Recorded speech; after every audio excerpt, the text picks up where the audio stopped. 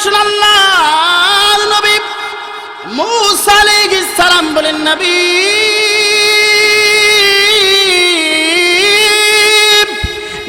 গো, আমার একটা সন্তান ছিল, ওই সন্তানটাকে আমি গর্ভবতী করে রেখে আমার স্ত্রীকে রেখে আসছিলাম। আজকে অনেক দিন হয়ে গেছে, বিবিকে বলেছিলাম যেদিন এই পৃথিবীতে জন্মগ্রহণ করবে আমার সন্তানটাকে তুমি কোরআনের শিক্ষা দিও। আজকে সর্বপ্রথম আমার সন্তানরা বিসমিল্লাহির রহমানির রহিম তেলাওয়াত করছে। সুবহানাল্লাহ। আল্লাহ রাব্বুল আলামিন বিসমিল্লাহির রহমানির রহিম তেলাওয়াত করার সাথে সাথে আল্লাহ বলে, ফেরেশতারে আমার মায়ার বান্দার সন্তান আমি রহমান বলে ডাক দিয়েছি, রহিম বলে ডাক দিয়েছি, যা যা রে ফেরেশতা আমার ওই মায়ার বান্দার কবরের আযাব বন্ধ করে জান্নাতি হাওয়া ওই কবরে চালু করে দে। এ ভাই, মনের দিলটা লাগাইয়া দেখ, এই পৃথিবীতে যদি তোমার একটা সন্তানকে হাফেজ বানায়া যেতে পারো, ভাইকে যদি হাফেজ বানায়া যেতে পারো, তুমি যদি এই পৃথিবীতে থাকবে না, এই পৃথিবী ছেড়ে যখন তুমি চলে যাবে, তোমার সন্তান তোমার ভাই যখন দুটো হাত তুলে কবরের পাশে গিয়ে দাঁড়ায় দাঁড়ায় কানবে, মহান আল্লাহ সাথে সাথে তোমার কবরের জিন্দেগির সমস্ত আযাব মাফ করে দিবে। اقرأ باسم ربك الذي خلق خلق الإنسان من علق اقرأ وربك الأكرم الذي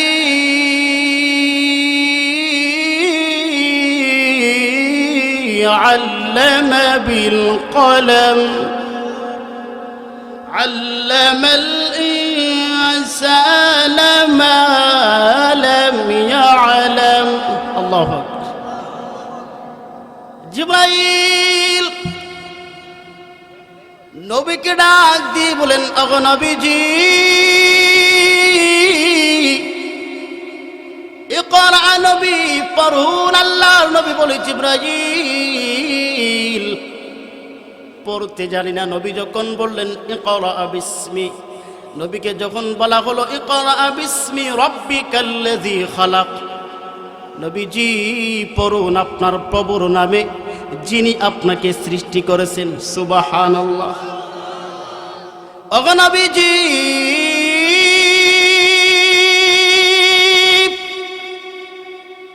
আল্লাহ নবীকে যখন বলা হলো নবী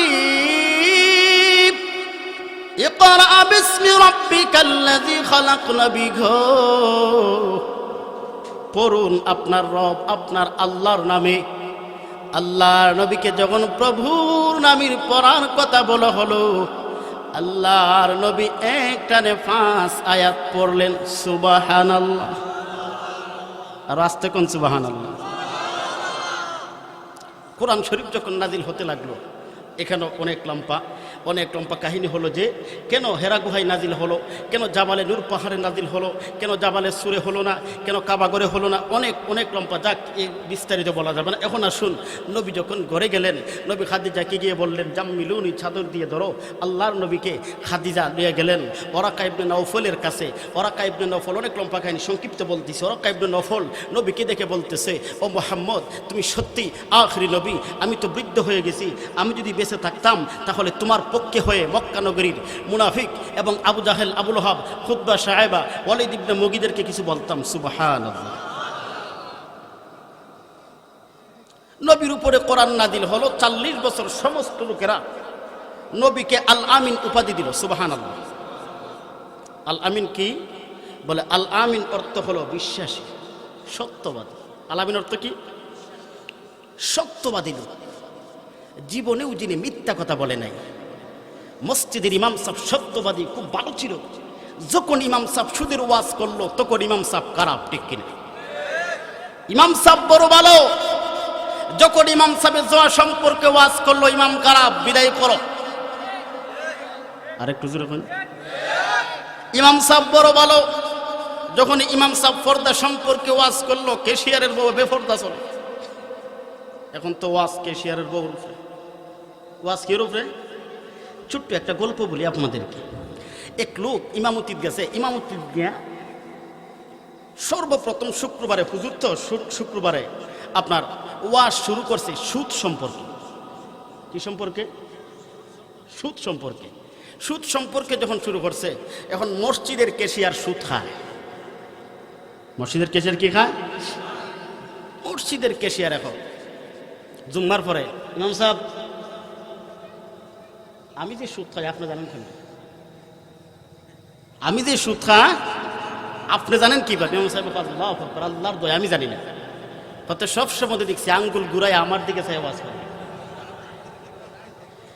হুজুর এখন চিন্তা করলো সুদের ওয়াজ শেষ, যেহেতু ক্যাশিয়ারে সুদ খায়। এখন পরে শুক্রবারে হুজুরে ওয়াজ ধরছে মদ। এই শুক্রবার ওয়াজ কি? যেমনি মদের ওয়াজ ধরছে, এখন মসজিদের সেক্রেটারি মদ খায়। এখন সেক্রেটারি ইমাম সাহেব সারা গ্রাম থেকে টাকা তুলিয়ে আমি দিই, আর আপনি আমার দিকে আঙ্গুল দেখাই দেখাই ওয়াজ করছেন, কেডা কইছে আমি যে মদ খাই? ইমাম সাহেব শেষ, মদের ওয়াজ আর নাই।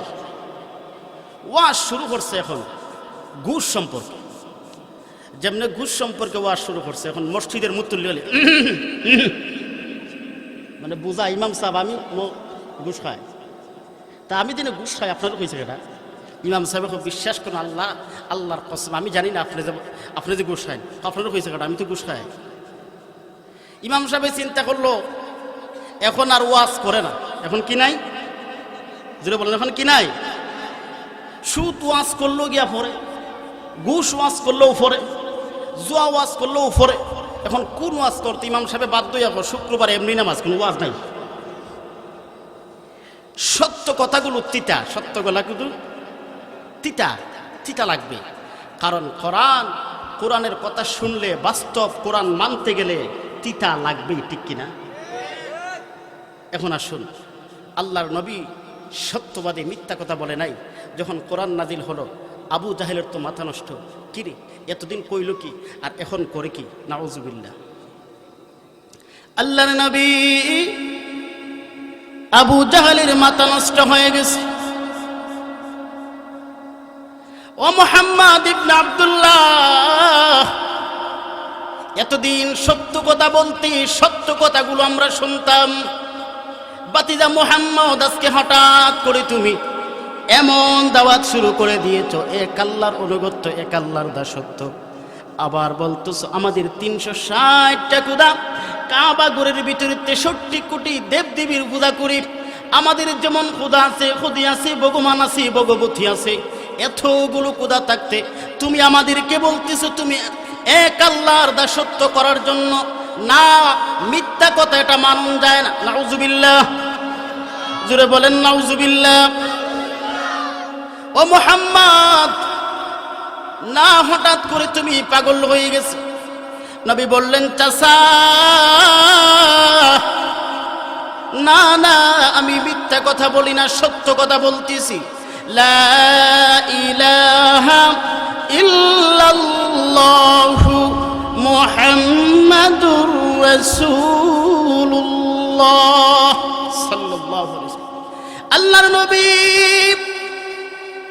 নবীর উপরে যে মাত্র কোরআন নাজিল হতে শুরু করলো, নবী যখন আল্লাহর কোরআন তেলাওয়াত করতে শুরু করে দিয়েছি, নবীজির তেলাওয়াতগুলো শুনে শুনে আবু জাহেলও কিন্তু মনে মনে পাগল। কারণ আল্লাহর কোরআন তেলাওয়াত যত শুনেন ততই মজা লাগে। আর আসতে কোন ঠিক, আর হুজুর এখন ঠিক নেই। আল্লাহর কোরআন তেলাওয়াত মজা লাগে না খারাপ লাগে? 1400 বছর 1500 বছর আগে কোরআন শরীফ নাজিল হইছে, এখনো পর্যন্ত নামাজের সর্বপ্রথম সূরা ফাতিহা পড়াও, ঠিক নেই? কেউ কোনোদিন কোনো ভুল ধরছিনি না? কেউ কইছিনি বলে হুজুর আজকে সূরা ফাতিহা বাদ দিয়া দেন, বাদ দিয়া অন্য সূরা শুরু করেন? কইছে কেউ? যখন কইছে? কারণ পড়লে এক একজন কারি, এক একজন হাফেজ, এক একজন আলেমের জবান থেকে কোরআন তেলাওয়াত শুনলে আসলে মজাই লাগে, ঠিক নেই? কারণ এই পৃথিবীর মধ্যে আপনি যত ধরনের গান দেখেন, এই গানের ডেট 1 মাস, উর্দে 3 মাস। যখন ঠিক নেই, কত গান আইলো হাইরনলো, দেশ বেশ কেশ ফাইটা যায়, সামনে দিয়ে হাইটা যায়, আছে না? আছে না নাই? আছে, কিন্তু গানের মজা আছে। একবার গাইলি শেষ।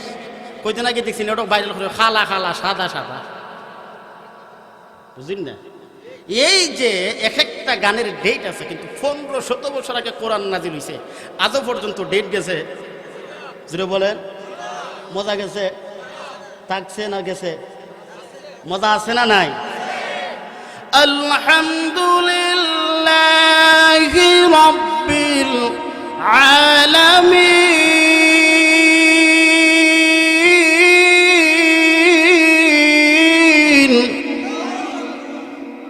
নবী যখন তেলাওয়াত করে, আবু জাহেলের তো মাথা নষ্ট, কি কই কি হঠাৎ করিয়া তেলাওয়াত করে।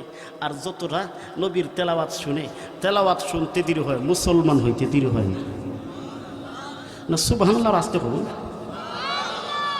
একটু জোরে হই না সুবহানাল্লাহ। এর যুবক ভাই,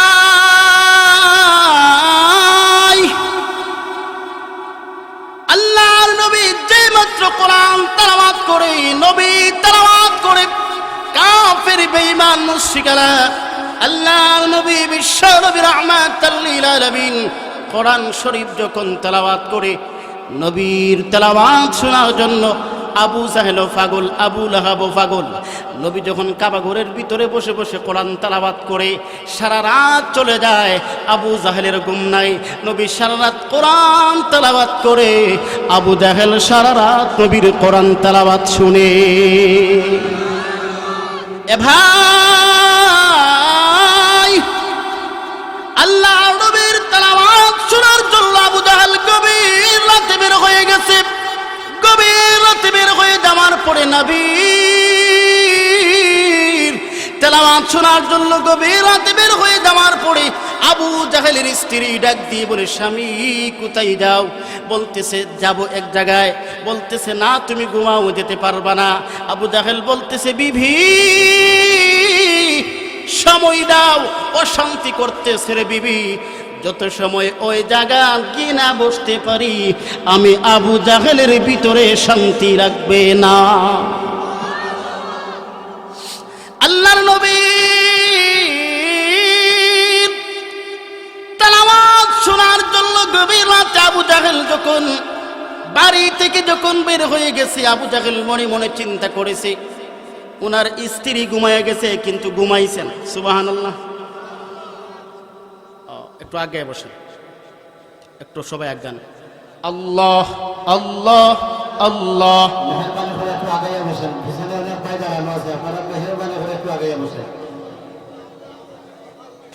একটু আজ্ঞান, একটু আগে বসে।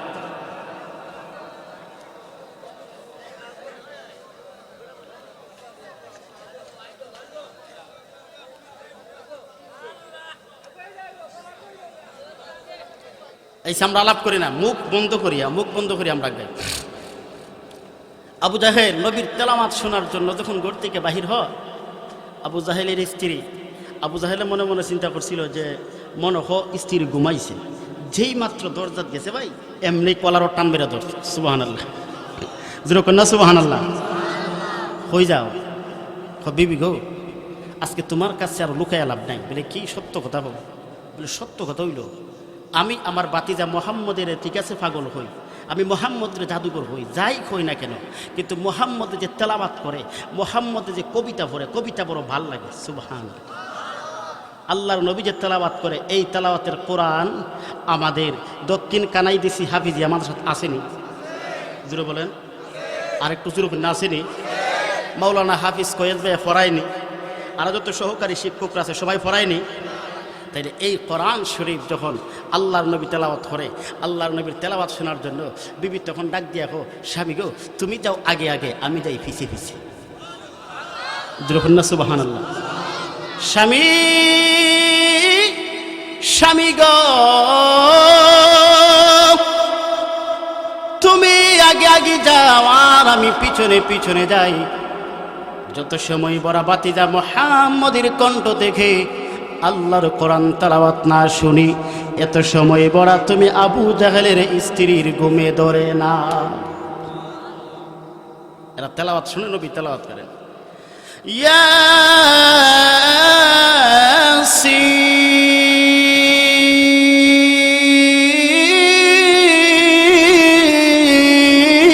ইয়াসিন ওয়াল কুরআনিল হাকীম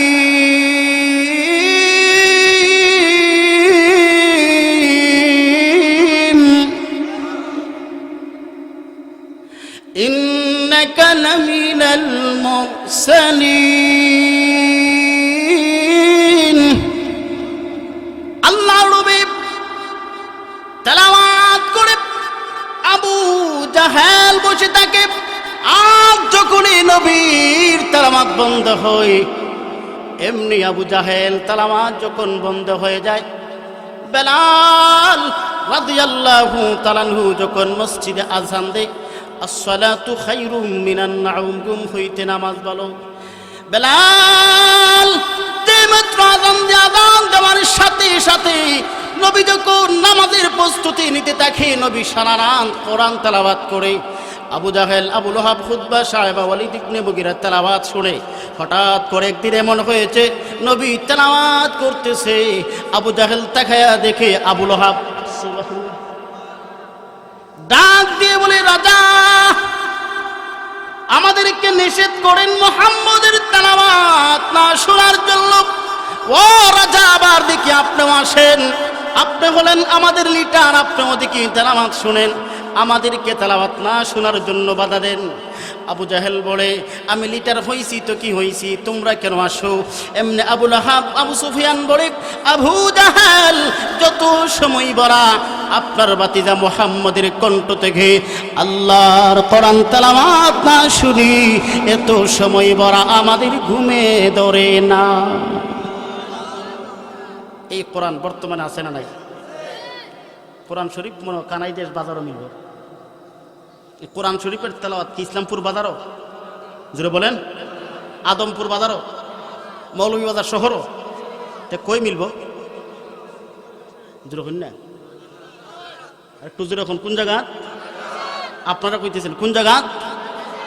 মাদ্রাসা। বিশ্বাস আছে না? কোরআন শরীফ যদি বন্ধ হয়ে যায়, তেলাওয়াত যদি বন্ধ হয়ে যায়, মাদ্রাসার আলেম উলামারা যদি এই পৃথিবীতে না থাকে, আর কোরআন যদি এই পৃথিবীতে জারি না থাকে, আর কানাই দিছি মাদ্রাসার মতো এরকম অসংখ্য গণিত মাদ্রাসা না থাকে, তো কুত্তা বিলাই যেমনি মরে আমরাও এমনি মরণ লাগবে। আর একটু জোরে বলেন। বাদশাহ আলমগীর রাহমাতুল্লাহ আলাইহি উনি সব সময় আলেম উলামাদের জুতো ঠিক করে দিত। সুবহানাল্লাহ। প্রশ্ন, ও যুবক ভাই, তোমাদের কাছে আমার দেওয়া মেসেজ, বাদশাহ আলমগীর যখন হুজুরের জুতো ঠিক করে দেয়, বাদশাহ আলমগীরের মা হোক, কিরে বাবা বাদশাহ, তুইও বাদশাহ, তোর বাপ দাদা হেরাও বাদশাহ, এখন তুই একজন বাদশাহ হইয়া মোল্লা বেটার জুতা ঠিক করে দেস। বাদশাহ আলমগীর কিছু হয়েছে না। হঠাৎ করে একদিন মা ছেলে দুইজন যখন বাহির হয়েছে, বাহির হয়ে যাওয়ার পরে এমনি তাকায়া দেখে একটা পশু মানে একটা গরু আর একটা গরুর সাথে একসাথে জিনার কাছে লিপ্ত হয়েছে। নাউজুবিল্লাহ। বাদশাহ আলমগীর ডাক দিয়ে বলে, মা ওই যে দেখো একটা গরু তার মার সাথে জিনার কাজে লিপ্ত হয়েছে। আমি জালে বলে আমাদের জুতো ঠিক করে দিই, তাহাজ্জুদের সময় আমি তাদেরকে গরম পানি করে দেই। সে আলেম উলামারা যদি এই পৃথিবীতে না থাকতো, তাহলে আমি তুমি মাকে চিনতাম না, সন্তানের সাথে তুমি মা আর সন্তান জিনা করত। নাউজুবিল্লাহ। এরে যুবক ভাই, এই জন্য চিন্তা করো, আল্লাহর নবী 1500 বছর আগে চলে গেছেন কোরআন আমাদেরকে দেয়া। নবী বলে গেছেন, দুইটা জিনিস তোমাদের কাছে রেখে যাচ্ছি, একটা হলো কোরআন আর একটা হলো আমার নবীর হাদিস। এই দুইটা জিনিস আমি রেখে যাচ্ছি। আল উলামা ওয়ারাসাতুল আম্বিয়া, এই পৃথিবী থেকে নবী আর আসবেন না, নবুয়তের দরজা বন্ধ হয়ে গেছে। এই কোরআনের দাওয়াতগুলো আলেম উলামারা দিবে, ঠিক কিনা? যারা বলেন ঠিক নেই। এই জন্য আলেম উলামারা কোরআনের দাওয়াত দিবে। যখন আলেম উলামারা কোরআনের দাওয়াত দিতে গিয়ে সত্য কথা বলে, তখনই তাদেরকে জেলে যেতে হয়। আর আসতে হয়। এই জন্য আসুন তারা চিন্তা করে দেখেছে যদি কোরআন চালু থাকে, আলেম উলামারা যদি চালু থাকে, দ্বীনি শিক্ষা যদি পৃথিবীতে থাকে, ছোট দক্ষিণ কানাই দেশি যুব সমাজ আলেম উলামাদেরকে দাওয়াত দিবে, জুয়া থেকে তাদেরকে বিরত রাখবে, গান থেকে তাদেরকে বিরত রাখবে। যে বলেন ঠিক নেই? এর কলেজার টুকরা যুবক ভাই, একটু চিন্তা করো, এই পৃথিবীতে আগে গানের আসর ছিল, জোয়ার আসর ছিল, যাত্রা পালা, মানুষের চিন্তা ছিল আমার ছেলেটা পুলিশ হবে, আর্মি হবে, রেপ হবে। এখন মানুষের চিন্তা আমার ছেলে পুলিশের দরকার নাই, আমার ছেলে দরকার হবে শাইখুল হাদিস মামুনুল হক। যেরকম ঠিক নেই? আমার সন্তান পুলিশ হওয়ার দরকার নাই, আমার ছেলে হবে ডক্টর মিজানুর রহমান আজহারি। যেটা বলেন ঠিক নেই? আমার দরকার নাই, আমার সন্তান হবে খুরশেদ আলম কাশিমি হাফিজাহুল্লাহ। আমার এমন সন্তান দরকার নাই, আমার সন্তান হবে আল্লামা ফুলতুলি সাহেব কিবলা রাহমাতুল্লাহ আলাইহি। যেমন ঠিক নেই? আমার এমন সন্তানের দরকার যেই সন্তান হবে আহমদ শফি রাহমাতুল্লাহ আলাইহি। আমার অফিসারের দরকার নাই, রেফারির দরকার নাই, আমার সন্তান হবে আল্লামা জুনাইদ বাবুনগরী রাহমাতুল্লাহ আলাইহি। যেমন ঠিক নেই? মানুষের এখন স্বপ্ন হলো, মানুষের এখন স্বপ্ন হলো যে আমার সন্তানটা ওই আলিমের মতো হইতো। যেরকম ঠিক নেই? এখন আসুন, নবী বলেন তলাবুল ইলমি ফারিদাতুন আলা কুল্লি মুসলিম, সমস্ত মুসলমান নরনারীর জন্য কোরআন শিক্ষা করা ফরজ। সুবহানাল্লাহ। নবী বলেন 4 ধরনের, 1 নম্বর হলো তুমি আলেম হও। সুবহানাল্লাহ। কি হও? জুড়ে বলেন কি হও? যদি আলেম হইতে পারো না তাইলে 2 নম্বর আলেমের ছাত্র হও। সুবহানাল্লাহ কইতেন না? যদি আলেমের ছাত্র হওয়ার যোগ্যতা না থাকে তাইলে আলেমের খেদমত করো, মোহাব্বত করো। সুবহানাল্লাহ।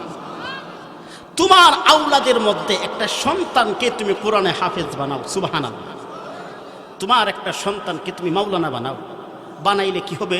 বলে বানাইলে আখিরাতের খাজে আসবে। সুবহানাল্লাহ। এই পৃথিবীতে মানুষ যখন পৃথিবী ছেড়ে চলে যায় তখন এই পৃথিবীতে থাকার পরে তার 3টা জিনিস কাজে আসে। কয়টা জিনিস? যদি বলেন, 1 নম্বর হলো তার নেক আমল। সুবহানাল্লাহ। 2 নম্বর হলো দান সদকা। 3 নম্বর তার নেক আওলাদ, নেক সন্তান। সুবহানাল্লাহ। কিন্তু আলেম হয়ে আপনার প্রশ্ন থাকে, হুজুর আলেম হইয়া লাভ কি? আলেম হইলে তো জেলই যাওয়া লাগে। আর মিয়া জেল খাটাও নবীর সুন্নত। সুবহানাল্লাহ। ঠিক না? ছাত্রের মতো না হইতে পারলে এই ছাত্র দরকার আসেনি? যে বলেন দরকার আসেনি? আমার লোকে জোরে জোরে টিকবি ঠিক করেন। কি হবে ছাত্র সেজে চুমুকে ছলদ কানা, যদি হয় বিদ্যালয়টা প্রতিদানের আড্ডাখানা। যখন ঠিক নেই? কি হবে ছাত্র সেজে চুমুকে ছলদ কানা, যদি হয় বিদ্যালয়টা প্রতিদানের আড্ডাখানা। এর চেয়ে মরাই ভালো, দেশ ছেড়ে যাওয়াই ভালো। কি হবে ধোঁকা দিয়ে বিবেকটাকে? দুর্বল ঠিক নেই? কি হবে আলেম হয়ে বাংলাদেশে পারো যদি সত্য কথা না বলিতে উচ্চ সুরে? আরো জোরে বলেন। কি হবে ইমাম হয়ে মৌলভী বাজারে পারো যদি সত্য কথা না বলিতে উচ্চ সুরে? চাকরির বই করো যদি ছেড়ে দাও অয়না গদি। দুর্বল ঠিক নেই? জেলের বই করো যদি ছেড়ে দাও অয়না গদি। পাশের বই করো যদি ছেড়ে দাও অয়না গদি। কি হবে ধোঁকা দিয়ে আল্লাহকে? আল্লাহ কি হবে ধোঁকা দিয়ে আল্লাহকে? কি হবে বেঁচে থেকে অযথা বিদ্যা শিখে যদি না করতে পারি শোষণবিহীন বাংলাদেশকে? কি হবে পুরুষ হয়ে জন্ম নিয়ে বাংলাদেশে যদি যাই ঘুরে ফিরে ক্ষমতাটা নারীর হাতে? ঠিক নেই? সত্য কথা না মিথ্যা কথা? রাগ করতেছ? কি হবে পুরুষ হয়ে জন্ম নিয়ে মৌলভী বাজারে যদি যাই ঘুরে ফিরে ক্ষমতাটা নারীর হাতে? কি বা জবাব দিবে, কিভাবে মুখ দেখাবে? কি বা জবাব দিবে, কিভাবে মুখ দেখাবে আমাদের আগামী ওই প্রজন্মকে?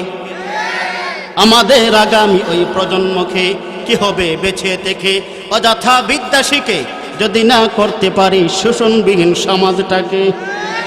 যখন ঠিক নেই এই জন্য শুন, কোরআন যতদিন থাকবে, হাফিজ ফয়েজ আহমেদ ভাইয়ের মতো পরিচালকরা যতদিন পৃথিবীতে থাকবে, মাদ্রাসা যতদিন থাকবে, মসজিদ যতদিন থাকবে, আলিম উলামারা যতদিন থাকবে, খোদার কসম এতদিন পৃথিবী কিয়ামত হবে না। এর যুবক ভাই, এই জন্য একটু চিন্তা করো, গভীর মন দিয়া, মনের দিলটা দিয়া, মনের কান দিয়া একটু চিন্তা করো। যদি কোরআন থাকে, কোরআন এলা একটা পথ হলো কোরআন তোমাকে জান্নাতে নিবে, একটা পথ হলো কোরআন তোমাকে জাহান্নামে নিব। যেরকম ঠিক নেই, কারণ কোরআন হইলে তুমি ভালো, আর কোরআন যদি না মানো তুমি নাস্তিক। যেরকম ঠিক নেই, ডক্টর নাস্তিক ডক্টর আহমদ শরীফ, নাম না শুনলে রেগেট করেন, ডক্টর আহমদ শরীফ, সে ক্লাসও ঢুকিয়া কলেজ ভার্সিটির ছেলেমেয়েরা দেখো কোরআন শরীফ, মক্কা শরীফ, মদিনা শরীফ, সব শরীফ বাদ, আমি আহমদ শরীফ। না আরো আসতে কই নাউজুবিল্লাহ, আরো আসতে কই, কারণ নাউজুবিল্লাহ সুবহানাল্লাহ ফগড় কইরা বাবিরে শাশিরে নে দিতেন না, তোমার লাগি জানতে পারছি না, নাউজুবিল্লাহ সুবহানাল্লাহ আনছি। মাহফিলও জুড়ে কইলে ফেরেশতারা ক্যামেরা করতেছে, এটা কিয়ামতে খামে আইব, চিল্লে এখন সুবহানাল্লাহ। আহমেদ শরীফ মরার পরে খালি শিক্ষিতই লইত না, কোরআনের শিক্ষা লাগবে, ঠিক নেই? আহমদ শরীফ মরার সময় তার সন্তানদেরকে বলে গেছে যে আমি যদি মরে যাই, কোনো মোল্লা দিয়া আমার জানাজা পড়ে না। আহমদ শরীফ তার সন্তানদেরকে ওসিয়ত করে গেছে, সন্তান আমি মরে যাওয়ার পর আমাকে তোমরা কোনো মোল্লা দিয়া জানাজা পড়াইবা না, জানাজার মাঠে নিবা না, কবর দিবা না, মাটি দিবা না। আব্বা কি করব? আমাকে তোমরা মেডিকেল ভাড়াইয়া দিবা। না, এটা আসলে শিক্ষিত বলদ না অশিক্ষিত? শিক্ষিত, শিক্ষিত বলদ। শিক্ষিত না হইলে কি ভার্সিটি আর বিশ্ববিদ্যালয়ে পড়া, কিন্তু কোরআনের শিক্ষা যেরকম। এর যুবক ভাই,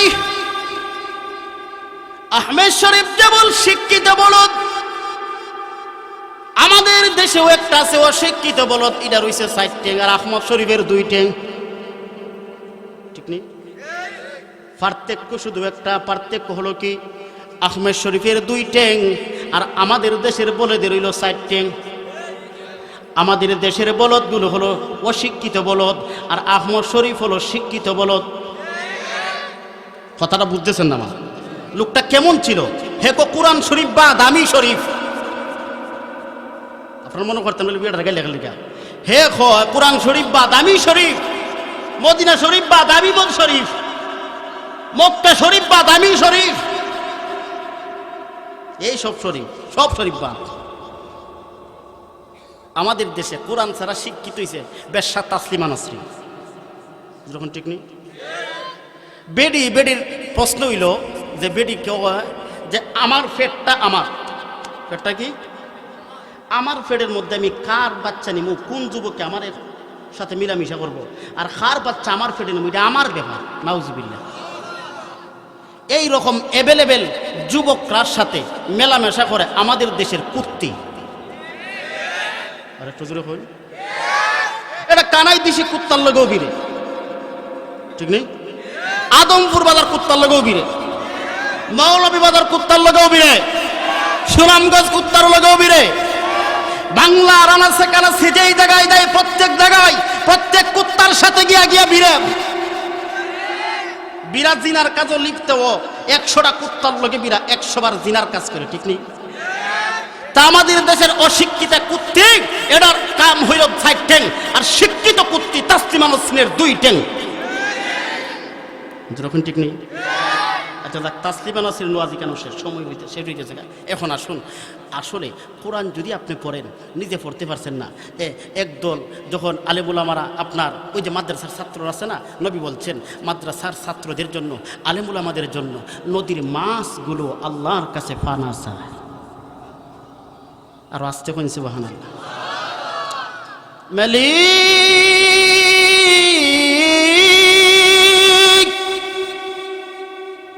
কানাই দেশে মাদ্রাসার সাথে সম্পর্কিত মুরব্বী যুবকদের কারণে এই মাহফিল হয়েছে। প্রাণীগুলা মাছ এমনকি ছোট্ট ছোট্ট পিঁপড়া পানা চাইতে থাকে, আল্লাহ ওই মাদ্রাসার ছাত্র আর আলিমদেরকে তুমি ধ্বংস করিও না। সুবহানাল্লাহ। এ ভাই ভাই রে, আল্লাহর নবী 1500 বছর আগে আমাদেরকে কোরআন দিয়ে গেছেন। ওই কোরআন কানাই দেশে হাফিজি মাদ্রাসায় চলতেছে। নবী বলতেছেন আমি চলে যাচ্ছি, কোরআন হাদিস দুটো তোমাদের কাছে রেখে যাচ্ছি, যারা ওই দুটোকে আঁকড়িয়ে ধরবে, দুইটা রাস্তা, একটা হলো জান্নাত, একটা হলো জাহান্নাম। যদি কোরআন হাদিসকে আঁকড়িয়ে ধরতে পারো, আলেমুল আমাদেরকে যদি মহব্বত করতে পারো, তাহলে আলেমুল আমাদের সাথে আমার নবীর সাথে জান্নাতে যাওয়া যাবে।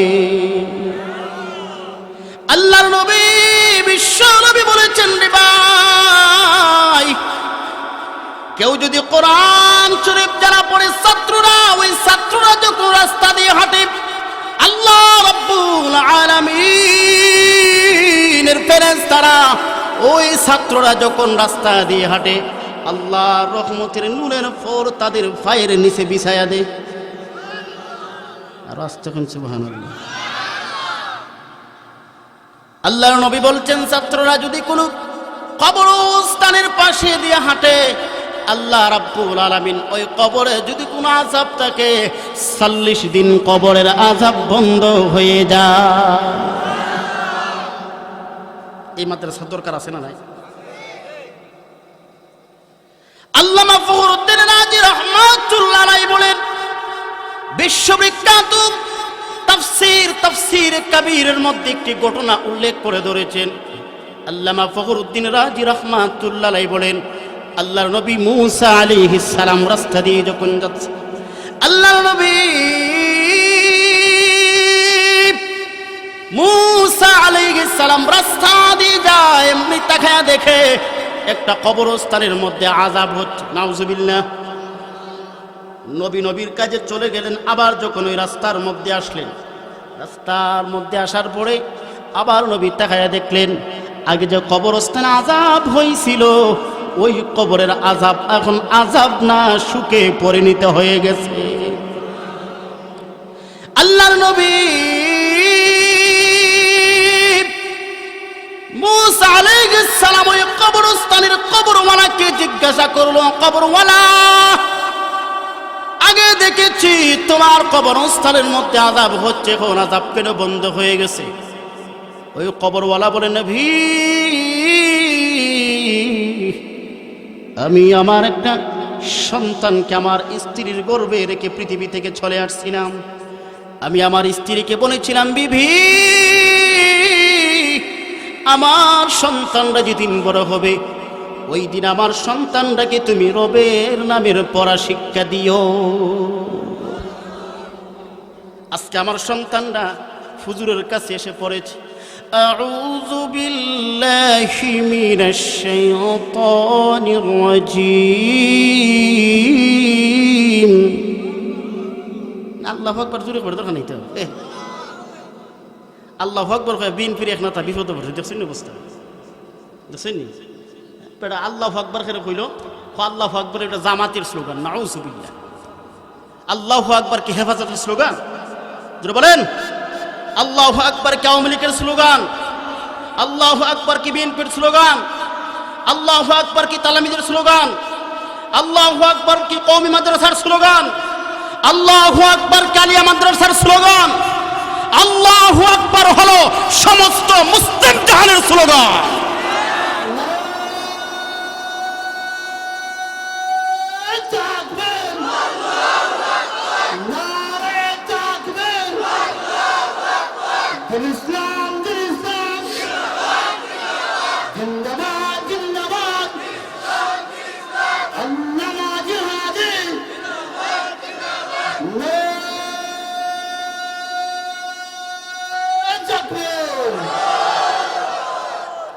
আল্লাহু আকবারের স্লোগান আছে, কোরআনের শিক্ষা আছে, হাফিজিয়া মাদ্রাসা, শাহজালালের সন্তানরা টিকে আছে। গৌর গোবিন্দর সন্তানরা যদি ভালো লাগে দেশে থাকো, না হয় বেঁচে যাও দাদার দেশে।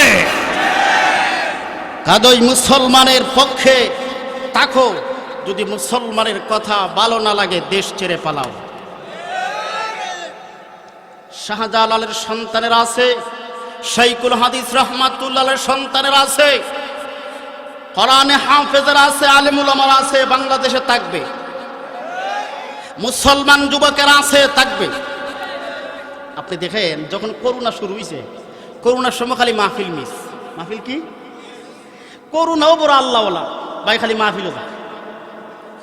অনেক লোককে কয় হুজুর হাত মিলেন না, হাত মিলেন কোকে লিখা কো, যদি হাত মিলান করোনা ধরে। আচ্ছা, করোনায় যদি মারা যেত, দৈনিক আমাদের সাথে হাজার হাজার লোকেরা হাত মিলায়, করোনায় যদি মরতো তা আগে আমরা মূল্যরা মরতাম, যেরকম ঠিক নেই? আচ্ছা, বাংলাদেশে এই যে করোনা গেছে, এরপরে কি মাহফিল বন্ধ হয়েছে? প্রশ্ন করতে বন্ধ হয়েছে না খেললে কি? আমাদের জন্য, হ্যাঁ, আপনাদের জন্যই মাহফিল বন্ধ হয় না। এই জন্য একটু চিন্তা করেন, কোরআনের শিক্ষা আছে, কোরআনের শিক্ষা যদি পৃথিবীতে না থাকে তাহলে আহমেদ শরীফ আর তাসলিমানা শ্রেণীর মতোই সমাজ হবে, ঠিক কিনা? এ ভাই, এই জন্য আল্লাহর নবী মূসা আলাইহিস সালাম বলেন, নবী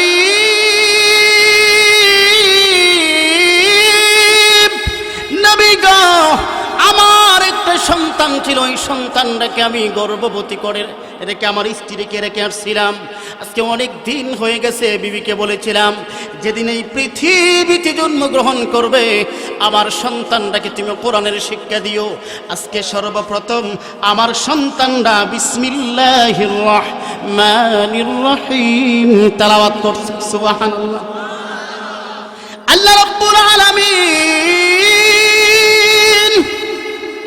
বিসমিল্লাহির রহমানির রহিম তেলাওয়াত করার সাথে সাথে আল্লাহ বলে, ফেরেশতারে আমার মায়ার বান্দার সন্তান আমি রহমান বলে ডাক দিয়েছি, রহিম বলে ডাক দিয়েছি, যা যা রে ফেরেশতা আমার ওই মায়ার বান্দার কবরের আযাব বন্ধ করে জান্নাতি হাওয়া ওই কবরে চালু করে দে। এ ভাই, মনের দিলটা লাগাইয়া দেখ, এই পৃথিবীতে যদি তোমার একটা সন্তানকে হাফেজ বানায়া যেতে পারো, ভাইকে যদি হাফেজ বানায়া যেতে পারো, তুমি যদি এই পৃথিবীতে থাকবে না, এই পৃথিবী ছেড়ে যখন তুমি চলে যাবে, তোমার সন্তান তোমার ভাই যখন দুটো হাত তুলে কবরের পাশে গিয়ে দাঁড়ায় দাঁড়ায় কানবে, মহান আল্লাহ সাথে সাথে তোমার কবরের জিন্দেগির সমস্ত আযাব মাফ করে দিবে। একজন কোরআনে হাফেজ 10 জন লোকরে জান্নাত নিব। আর আস্তে সুবহানাল্লাহ। আল্লামা গহরফুরি রাহমাতুল্লাহ আলাইহি বলেন, কোন 10 জন?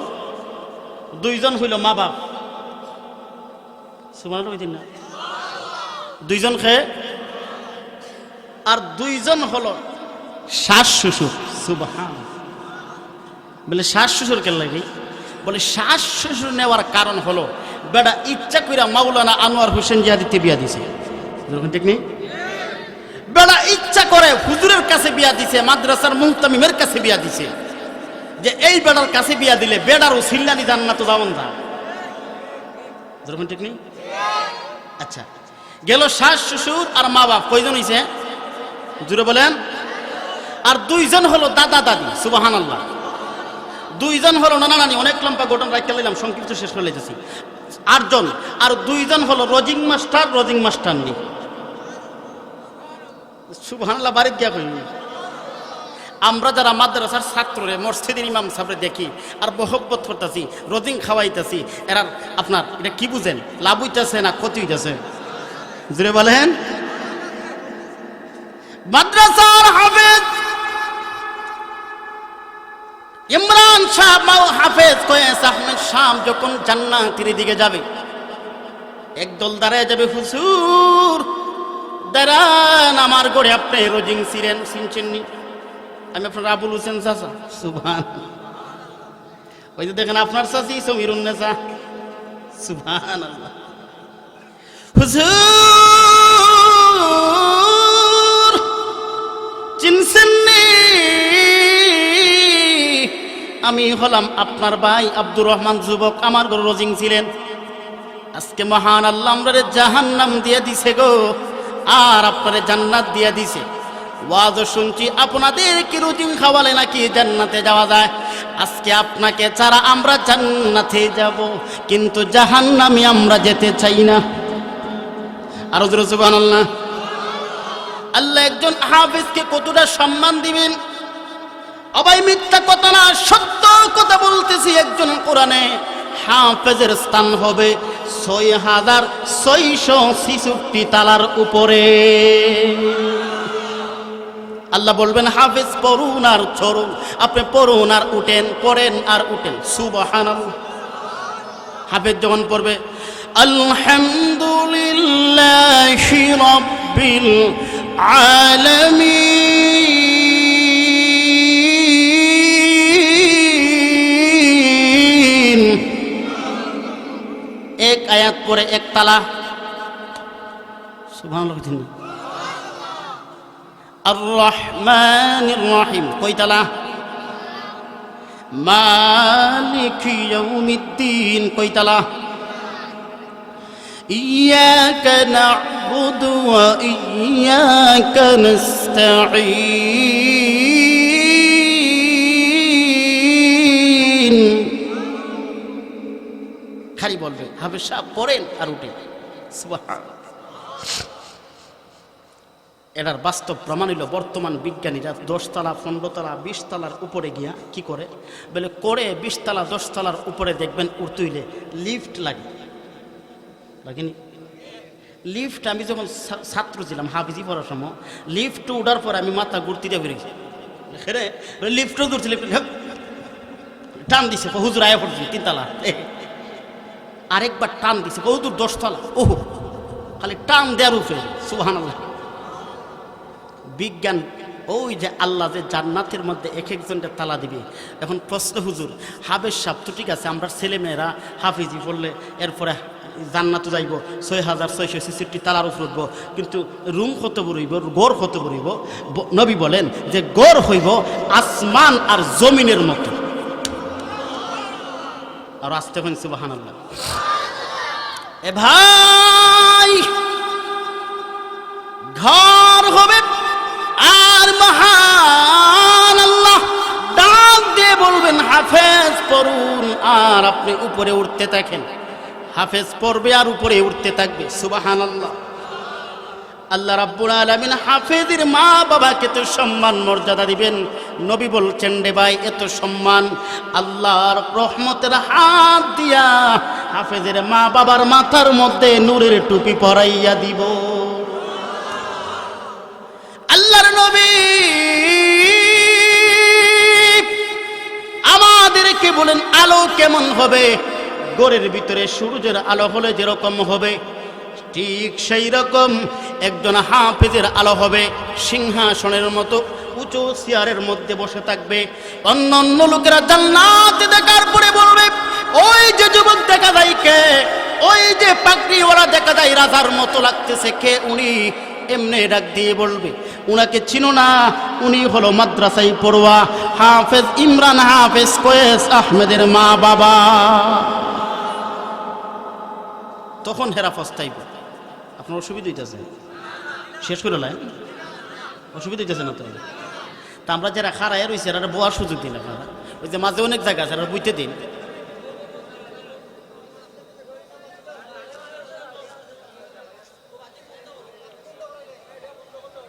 এখন আসুন, আল্লাহ রাব্বুল আলামিন আমাদেরকে কোরআন শরীফে আল্লাহ নবীকে বললেন, নবী গো পড়ুন। আজকে এই প্রভুর নামের পড়া আমরা পড়তাম, আমাদের ছেলে মেয়েকে পড়াইতাম, কিন্তু কোরআন শরীফের একটা অক্ষর যদি পড়া হয় তাহলে 10টা নেকি। সুবহানাল্লাহ। নবী বলেন আলিফ একটা অক্ষর, লাম একটা অক্ষর, মিম একটা অক্ষর, এই 3টা অক্ষর মিলায়া 30টা নেকি। পিছনের সুবহানাল্লাহ পড়ার দরকার নাই। 3টা অক্ষর বললে কয়টা নেকি? 30টা নেকি। এই মাদ্রাসার বিরুদ্ধে যদি অন্য ধর্মাবলম্বীরা বলে হাফিজি মাদ্রাসা ভালো না, এই যে আপনারা আলাপ করবেন না, খেয়াল করেন আমার দিকে। মাদ্রাসার বিরুদ্ধে যদি অন্য ধর্মে ভালো না মানা যায়, যেরকম ঠিক নেই, কিন্তু মুসলমানে যদি মাদ্রাসা বালা না মানন যায়নি, যদি বলেন মানন যায়নি।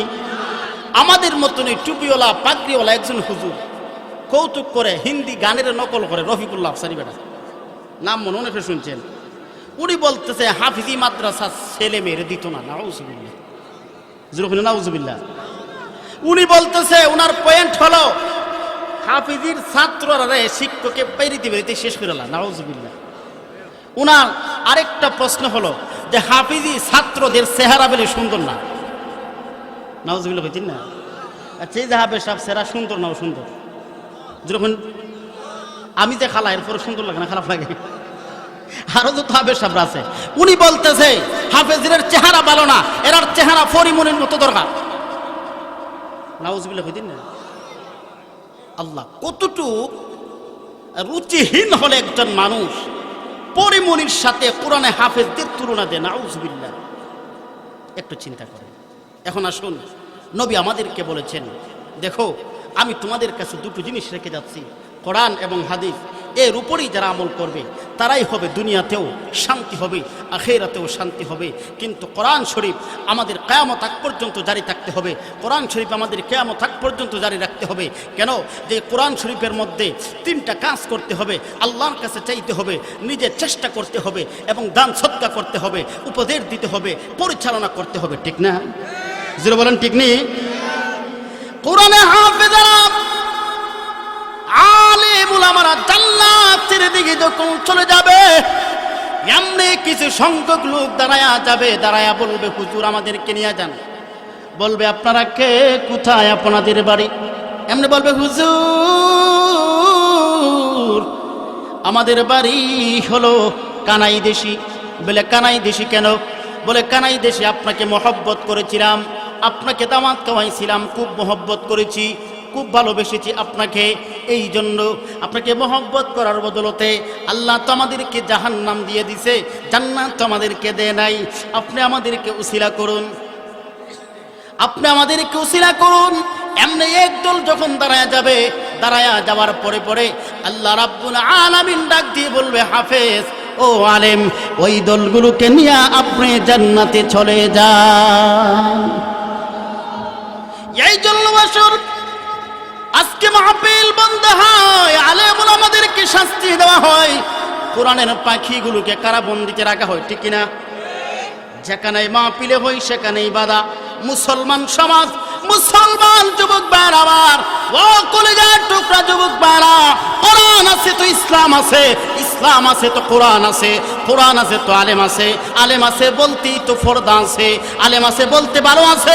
আলেম ওলামারা যেদিন থাকবে না, কোরআন যেদিন এই পৃথিবীতে থাকবে না, কুত্তা যেমন মরে, শিয়াল যেমন মরে, কুকুর মরে, পশু পাখি যেইভাবে মারা যায়, মানুষ মরবে ওইভাবেই।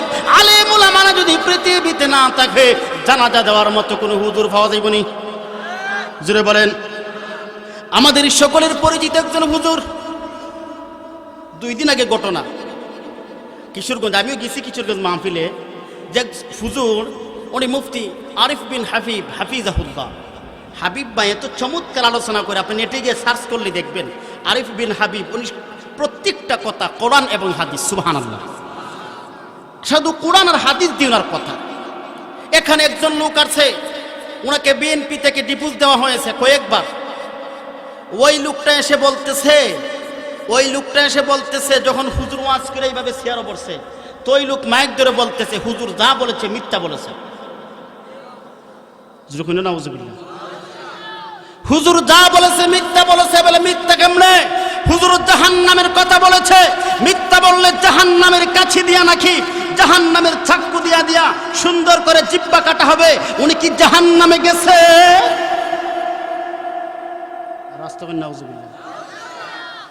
হুজুর কি জাহান্নামে গেছেনি? মিছা কথা কইতেছে। উনি বলে মিছা কথা কইছে, হুজুর তো জাহান্নামে গেছে না, নাউজুবিল্লাহ। এই জন্য চিন্তা করে আজকে আলেম ওলামাদের মধ্যে ঐক্য করার দরকার, ঠিক কিনা? আজকে মুফতি আরিফ বিন হাবিব হাফিজাহুল্লাহর মতো যেই কোনো জায়গায় যেখানেই আলেম ওলামাদের সাথে আক্রমণ হবে, যেই কোনো জায়গায় যেই কোনো মুহূর্তে আক্রমণ যুব সমাজ বসে থাকবে না, নাস্তিক আর মুরতাদদের বিরুদ্ধে সাথে সাথে অ্যাকশন নিবে, সাথে সাথে অ্যাকশন নিবে। অনেক কষ্ট লাগলো, ওইখানে আরো অনেক আলেম উলামারাও তাকাইয়া ছিল, অনেক আলেম উলামারা ছিল।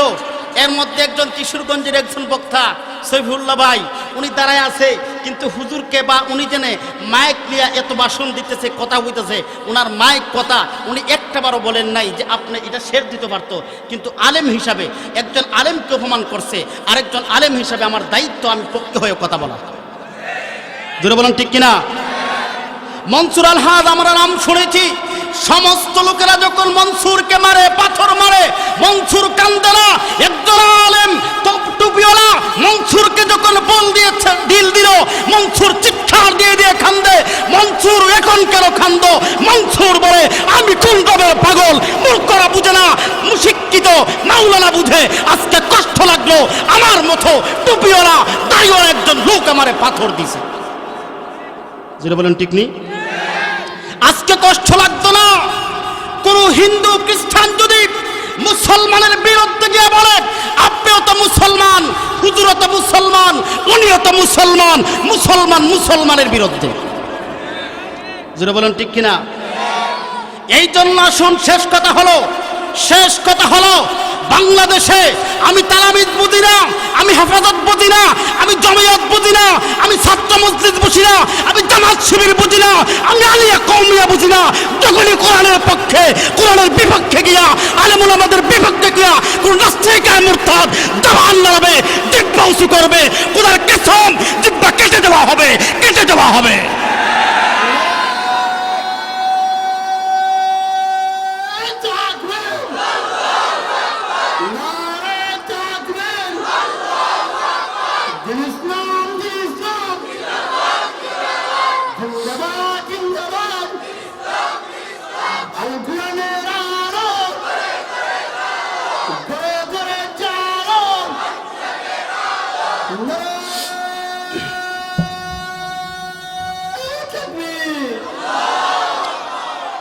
আজকে আলেম ওলামাদের ঐক্য নাই বলে নাস্তিক আর মুরতাদেরা আলেমদের বিরুদ্ধে কথা বলার সাহস পেয়েছে।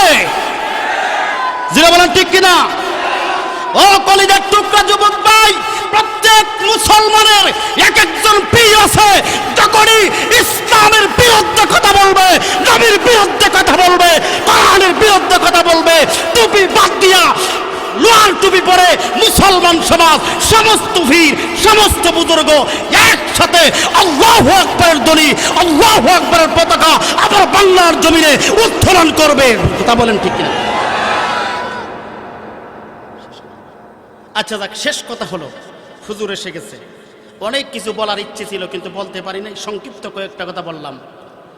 আমার আবদার থাকবে, এলাকার যুবক সমাজ খুবই ভালো, আল্লাহ সমস্ত যুবকদেরকে কবুল করুক, আজকের মাহফিলকে কবুল করুক। সকলে বলেন আমিন, জোরে বলেন আমিন। আজকের বক্তা শ্রোতা উভয়ের আল্লাহ কবুল করুক। সকলে বলেন